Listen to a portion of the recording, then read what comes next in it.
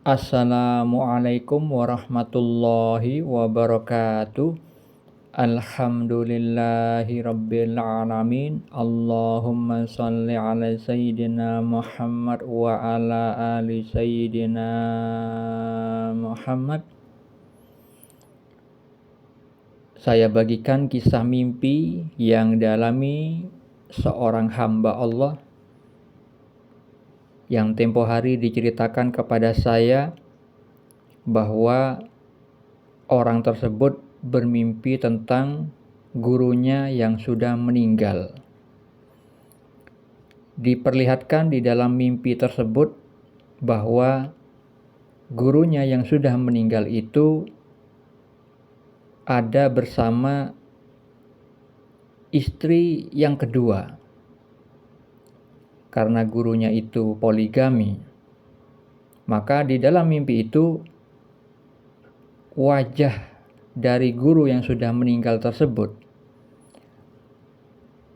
terlihat seperti marah, tidak suka kepada istri yang kedua. Seperti itulah visual mimpi yang dialami seseorang yang diceritakan kepada saya. Lalu apa makna mimpi atau takwil mimpinya? Sebelum saya takwilkan mimpi tersebut, perlu diketahui bagi seluruh umat Islam pada khususnya bahwa mimpi adalah bagian dari syariat Islam. Syariat itu artinya peraturan tentang bab yang halal dan yang haram yang bersumber dari Al-Quran dan As-Sunnah. Mimpi adalah salah satu hal yang juga diatur di dalam syariat atau peraturan agama Islam.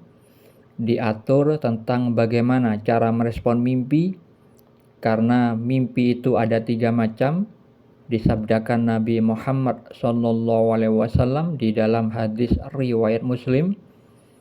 Mimpi baik yang merupakan kabar gembira dari Allah, mimpi yang terjadi karena bawaan pikiran seseorang ketika terjaga, dan mimpi yang menyedihkan datangnya dari setan. Ketiga macam mimpi tersebut, cara meresponnya berbeda-beda. Untuk mengetahuinya bisa dibaca di dalam kitab Sahih Al-Bukhari. Perihal mimpi yang juga diatur di dalam syariat Islam adalah tentang orang yang mentakwilkan mimpi, yaitu orang yang memang ditakdirkan oleh Allah Subhanahu wa Ta'ala memahami ilmu takwil mimpi. Hal tersebut dijelaskan di dalam surat Yusuf ayat 6, ayat 21 dan ayat 101 bahwa Nabi Yusuf alaihissalam diberikan pengajaran sebagian takwil mimpi. Yang itu berarti bahwa ilmu takwil mimpi tidak bisa didapat dari membaca buku, melainkan adalah salah satu bagian dari ilmu laduni. Ilmu yang didapat karena karunia dan rahmat dari Allah Subhanahu wa Ta'ala. Selain Nabi Yusuf alaihissalam, Nabi Muhammad SAW dan Abu Bakar Siddiq radhiyallahu an itu juga ahli di dalam mentakwilkan mimpi. Di dalam hadis riwayat Al-Bukhari dan Muslim, Rasulullah SAW bersabda, mimpi seorang mukmin adalah satu dari 46 bagian kenabian. Di dalam hadis riwayat Ibnu Majah, beliau bersabda, mimpi seorang muslim yang soleh adalah satu dari 46 bagian kenabian. Jadi, umat Islam yang tingkat keimanannya di level muslim tapi soleh, dan umat Islam yang tingkat keimanannya di level mukmin, itu bisa mendapat peluang rahmat dari Allah berupa mimpi bagian kenabian. Yang disebut mimpi bagian kenabian adalah salah satu fasilitas yang dimiliki para nabi, yaitu mendapat petunjuk dari Allah berupa mimpi yang benar dalam tidur. Seperti yang dijelaskan di dalam hadis riwayat Al-Bukhari tentang permulaan wahyu yang pertama kali diterima Rasulullah SAW adalah berupa mimpi yang benar dalam tidur. Untuk mengetahui dalil mimpi yang lain, bisa dibaca pada deskripsi di video ini. Lalu mengenai mimpi yang tadi saya ceritakan, itu adalah petunjuk dari Allah yang perlu ditakwil karena ada simbol bahasa mimpi yang memiliki makna tersirat.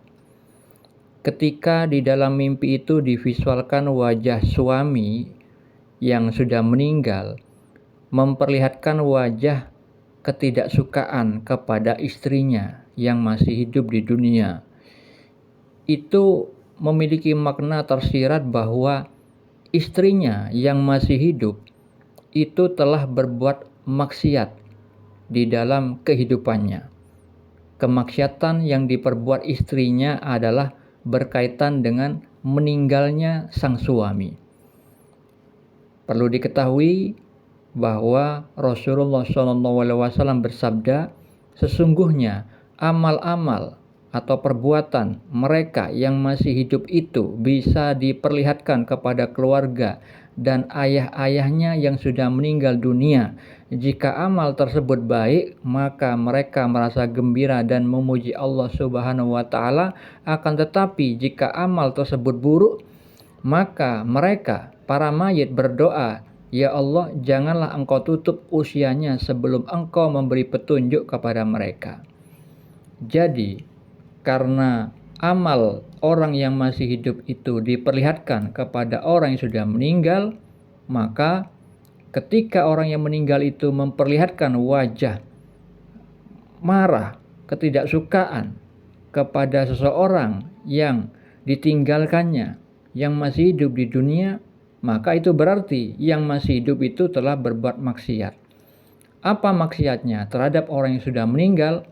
Yaitu meratapi mayat tersebut, meratapi kematian suaminya tersebut, tidak ridho atas ketetapan Allah. Karena si istri tidak ridho atas kematian suaminya, akhirnya si mayit yang sudah meninggal itu diazab di dalam kubur. Hal ini dijelaskan di dalam hadis riwayat Al-Bukhari dan Muslim. Rasulullah SAW bersabda, mayit itu diazab di dalam kuburnya sebab dia diratapi. Perbuatan meratapi orang yang sudah meninggal adalah tradisinya orang jahiliyah, dan orang yang berbuat itu jika tidak taubat sampai meninggal, maka dia juga akan mendapatkan siksa di neraka.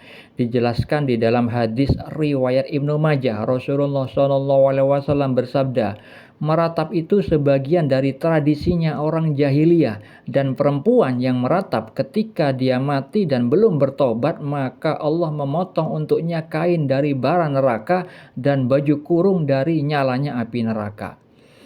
Orang yang meratapi orang yang sudah meninggal tidak ridho ketika orang yang disayanginya itu meninggal, itu hakikatnya tidak ridho atas perbuatan Allah.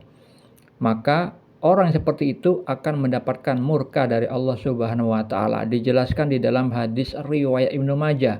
Di riwayat yang lain, Rasulullah bersabda, sesungguhnya besarnya pahala sesuai dengan besarnya ujian dan cobaan. Dan sungguh jika Allah mencintai suatu kaum, maka dia akan menimpakan ujian untuk mereka. Barang siapa yang ridho, maka ia yang akan meraih ridho Allah. Barang siapa yang tidak suka, maka Allah pun akan murka.